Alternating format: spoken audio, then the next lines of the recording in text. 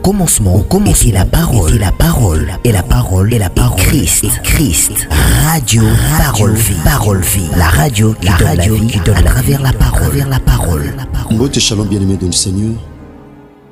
Mbote chers papa et maman, chers frères et sœurs, chers bien-aimés dans le Seigneur, chers auditeurs et auditrices de la radio Parole Vie, la RPV, radio OET Kabiso Sangomala, ou bien-aimés dans le Seigneur. Merci bande konanga basipe mibali, baibe kuma ba pasteur, topi évangéliste, bande konanga, hotel matebo na cher botia Sangomala, kas na souci pe bolingo wana ko salela nzambe. Parce que la Bible dit, vous servirez l'Éternel votre Dieu, il bénira votre pain, il bénira aussi vos os et il éloignera aussi la maladie. Bien-aimé dans le Seigneur, le conseil la kanzambe, vous amatez à Radio Parole Vie. Bien-aimé, partageons na ba ami na ba connaissance.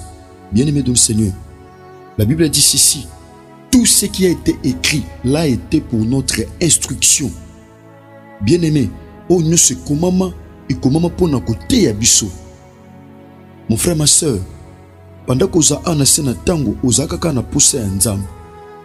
Mais Dieu est ton sa parole. Nzamba na katse liloba. Voilà pourquoi la Bible dit na pasi na bango babele la ki Nzambe kolo tinda ki mbongo te matinda ki liloba pe yango ekangola ki. Bien-aimé dans le Seigneur, tom sous en a poussé le sambo obeta maboko na le samba combat et à malam. Parce que ma combat le but nous n'avons pas à lutter contre le sang et la chair, mais contre le principauté, contre les dominations, contre les esprits méchants dans le lieu céleste. Mais tout manabiso et un bon motote mais et un molim. Dit au bunda bien n'engagé ni sokoza enseignété. Enseignement et même base. Bien aimé de le Seigneur, nabo moi ya mwana nzambe. C'est vrai bien aimé de le Seigneur. To banda ki ba enseignement depuis mardi au moment li kambozali, la prudence et la simplicité. Les amamali kam otobanda qui depuis mardi le bi mercredi to sungama ki na musena nzambe pasteur Jive Mwenze koloza ki penza glorifié. Bien aimé de le bongo lelo jeudi à lelo, bien aimé le prédicateur de la bonne nouvelle pasteur Herbie mwana tata nanga Jean-Paul Meta pasteur de la foi wa tindi biso a on a katsa Afrique du Sud pour tout ça les nzambe. Tout ça la nzambe toye délégation première délégation toye na maman Nene Kafuti parce que responsable du département des femmes. La centrale topé na coordination. Nous sommes la femme de la femme, nous sommes Kilimo Bimba. Merci maman Nene Kafuti. Kolois Masiana Zat Akanisa Bino Mwana Tatananga. Bien aimé, merci pour l'accueil. Bande Gonanga, merci. Merci Penza pour l'accueil. Merci bana notre père. Nous sommes en Afrique du Sud. Nous sommes en Johannesburg. Papa Web Tozoami. Kolo Yesu Christ en Nazareth Akanisa Bino Bande Gonanga. Merci papa fils. Merci. Merci. Kola Kansabino papa fils. Merci. Kola Salabino Penzangolo. Asalabino Ngolo Pebolam. Merci Bandoko Boyambi Bisomalam. Merci. Kola Souklis en Nazareth Akanisabino. Asalabino Pe Ngolo Pebolam. Merci. Délégation Msuba Rolanda bien appris. Tout ça est l'encolo ensemble. Na délégation de Kolantamandegi Tata Tini Biso Awa. Tout ça la Moussala Yanzam. Bien-aimé dans le Seigneur. Tout temps rapidement ma commune Nzambe. Bien-aimé, ton dimete suite à Matia Oyo et aux angatoko pambola biso, le bito pamboma ki penzana musena Nzambe, pasteur Juve Mwenze. Bon, de tous en la suite, na kati Afrique du Sud, Awa, ne pas yot Matia et Zosalema. Bolim sabso tom subo mon son que c'est un peu différent, na Oto Salaka, na Congo topé na Kinshasa, to comprendre que aba condition penza nyo seza penza réunité, mais to sel Nzamba apôtre Paul Abisi Timothée, que l'occasion soit favorable ou pas, prêche la parole de Dieu. Bien aimé, tout ça dans épître à Hébreu, chapitre 12, verset 1er. La Bible dit ceci. Nous donc aussi, puisque nous sommes environnés d'une si grande nuée de témoins, rejetons tout fardeau et les péchés qui nous enveloppent si facilement et courons avec persévérance dans la carrière qui nous est ouverte. J'aime la parole. J'aime la parole. Bien, tout de suite, texte na biso mususu. Tout de suite, texte mususu toza na évangile ya Matthieu, chapitre 10, tout de suite, les versets 16. La Bible dit ceci. Voici, Je vous envoie comme de brebis au milieu de loups. Soyez donc prudents comme les serpents et simples comme la colombe. Topé comme les colombes, na pluriel. Kolo topé sio merci pour na libako pesa meli biso totia sango malam. Makomi lobi ba te belete ba mitia na kotia sango malam pamba te ba kozala juger doublement. Ce n'est ça la biso ngolu to salelo avec tremblement et crainte. Tata parce que musala oto le kanesa biso na tina nango. Molimo santo sunga biso na période oyo ya Pentecôte. Toloba penza na tina na yo. Alléluia. Merci Saint-Esprit de Dieu. Fongola mayele. Fongola bouania. Pesa boyepi. Afin que tu transmettes un message au fidèlement na peuple na yo. Pour être Christ, osa la glorifier na kata mitema na biso. Na kombo na Yesu Masia Nazareth nde to bondeli. Petolobi. Amen. Bien-aimé dans le Seigneur, maman li kamtozolo belezali, la prudence et la simplicité. Bien-aimé dans le Seigneur. Obi mutu azalaka prudent. Yaya amona ka telelo. Mamona api lobi. Amona api lobi. Ezana ba tebele na vie bazalaka prudente. Ba dondwa. Pendant que bazo dondwa, ba ebiteke futur pezalaka. Ba ebiteke futur pezalaka. Ezala futur moko proche, topé futur lointain. Bien-aimé, futur pe ezalaka. Bien-aimé, la prudence nous aide tellement. Prudence aide à biso surtout bato ba humble na vie.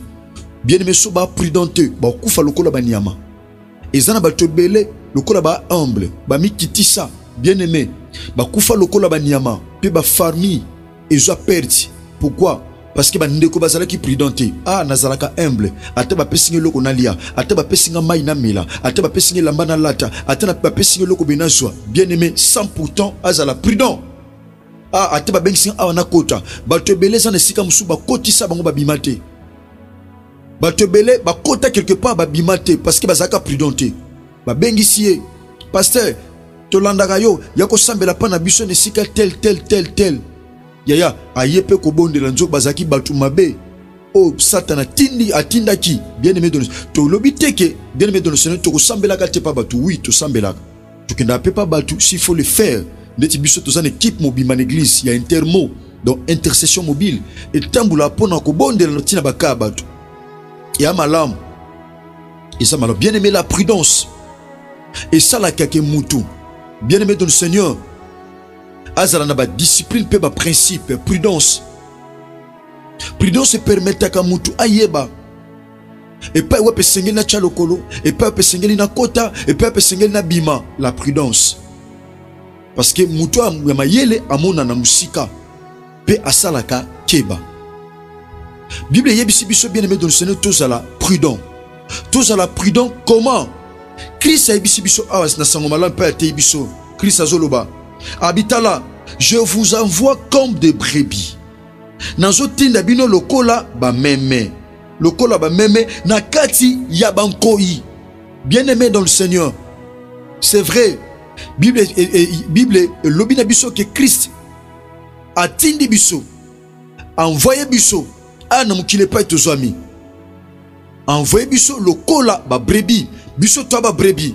Lorsqu'on parle de la brebis, on voit la douceur. Lorsqu'on parle de la brebis, bien-aimé dans le Seigneur, on voit la douceur, on voit la paix.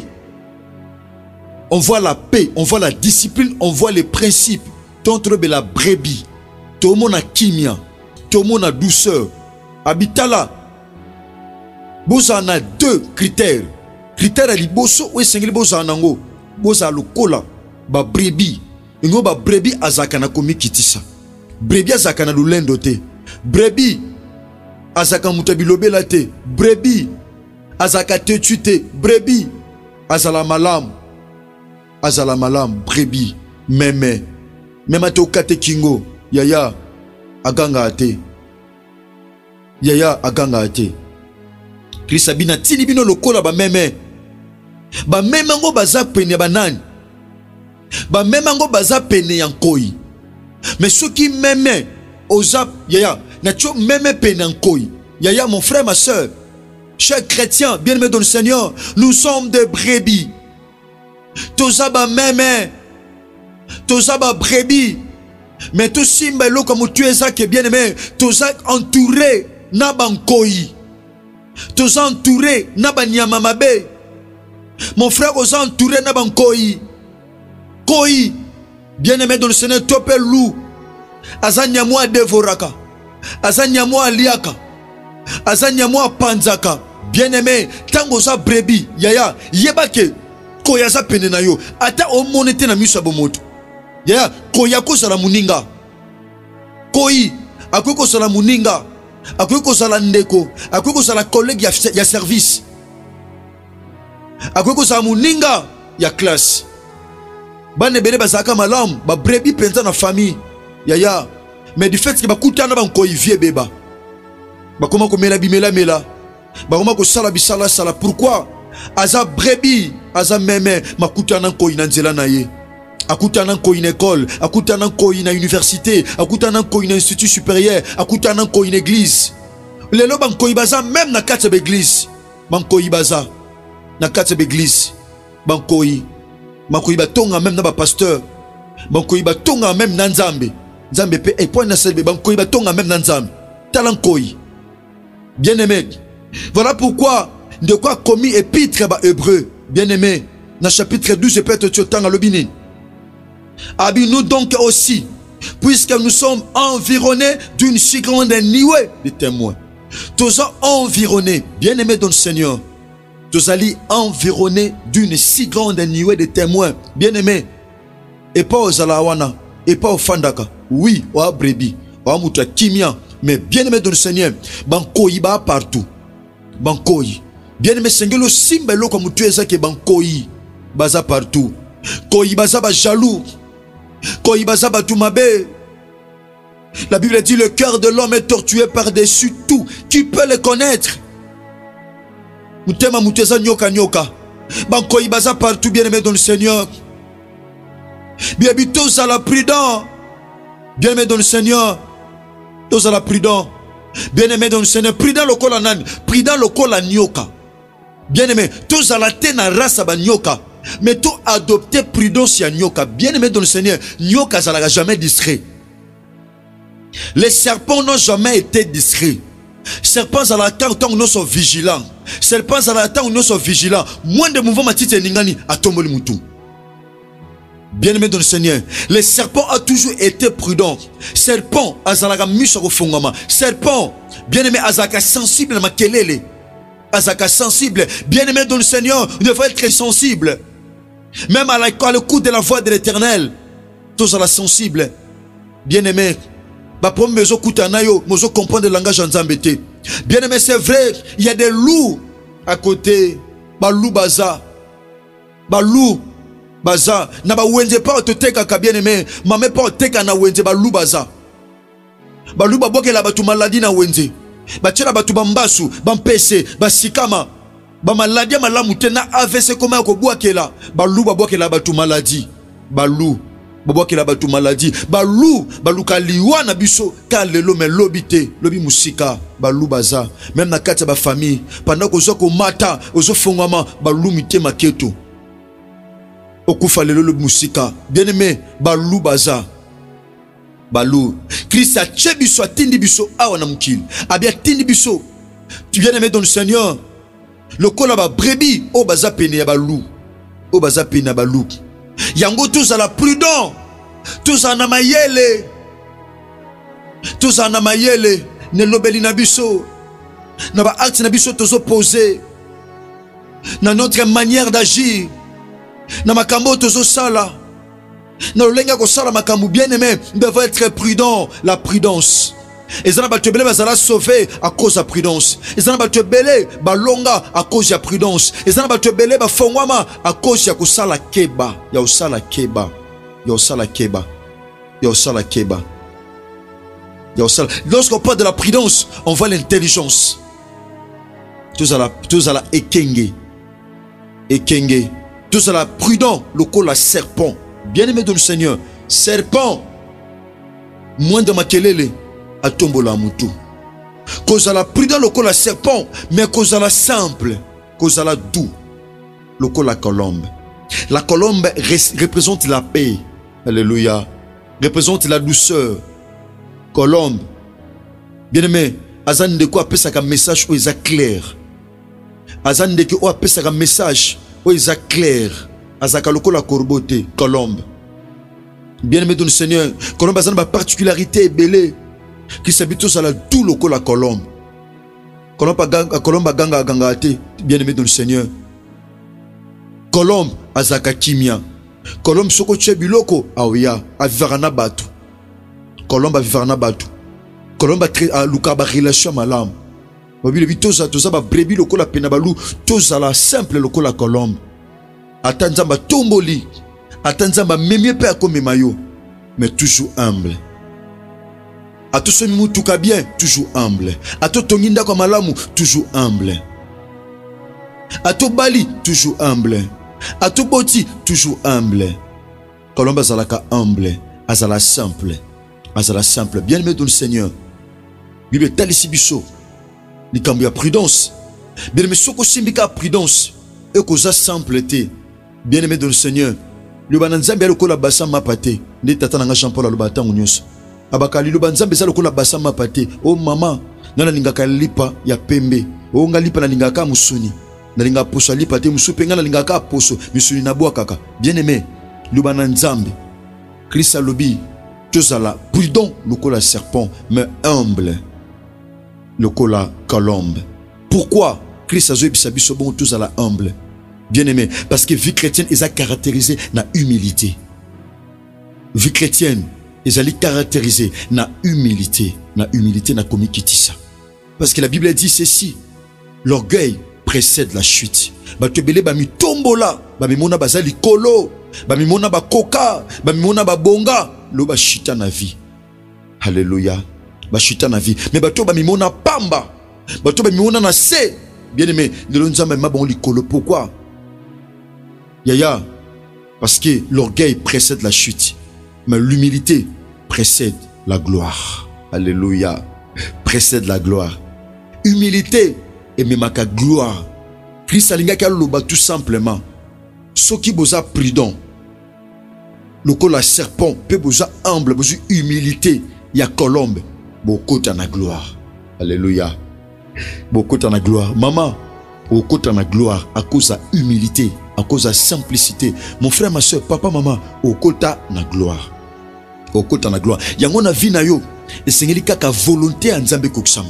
Voilà pourquoi Lelo, na Johannesburg, awa, na Yoville, pas pasteur Tite. Bien aimé, l'église Salem, tozana Lelo na 15h. Ndeko zana Johannesburg, awa. Bien aimé dans le Seigneur. Olanda Radio Parole Vie. Bien aimé. Olanda Radio Parole Vie. Olanda de la Foi TV. Moi, na Jean-Paul Meata. Ndeko nanga mona notre père, moi na CFC, bien aimé, bato nyos bolinga ka pasteur de la foi, bolinga pasteur Herbie, bolinga maman nene ka fouti, bien aimé dans le Seigneur. Tokuta na lelo na 15h na Yoville, pas ya pasteur Tite na temple Salem. T'aimes to lobelezali que la volonté de Jésus-Christ de Nazareth soit faite. Kaka mokano ya Yesu Messia Nazareth ndeko kisama. Bien aimé na vinao, tom su mikano batu ndeko kisama. Mais cette fois-ci, esengeli mokano ya Yesu Messia Nazareth. Et Koksama. Merci tout ça qui awa en direct. Il y a na Johannesburg awa na Yoville. Bien aimé dans le Seigneur. Na Afrique du Sud. Kolo Yesu Christ en Nazareth Nzambia solo. Pe abomoy. Akanisabino. Asalabino. Ngolo. Pe bolam. De cause on a posé à la contact. Na pasteur Herbie en direct. Numéro zali affiché wana. Bandeko oba osama nabiso. Bandeko oba zali banda bachi ango ba affiché ango. Okolanda David Poutou télévision. Okolanda Chiffre 9 télévision. Dilef TV. Pasteur JV TV. TPR Capro TV aux à la branche numéro de téléphone et allez plus T43 97 36 31 068 aux à Pasteur Herbie en direct. Merci Tika Bolingo Golope Bolam Christ Bilabino Lelo Toza na Yoville. Pe dimanche Toza la partie à 9h quand on a temple Salem, donc dimanche na temple Salem pas Pasteur Tite Toza to bandi Lelo pe dimanche Toza la susu na 9h. Tika Yesu Messia Nazareth Nzambia solo pe abomoy asalabiso ngolu pe bolam tondi make bien aimé Christ auzana tuko salabiso ngolu na mokola lelo. Merci que Jésus-Christ de Nazareth vous bénisse. Au commencement était la parole, et la parole, et la parole, et la parole, Christ, Radio Parole Vie, la radio qui donne la vie à travers la parole.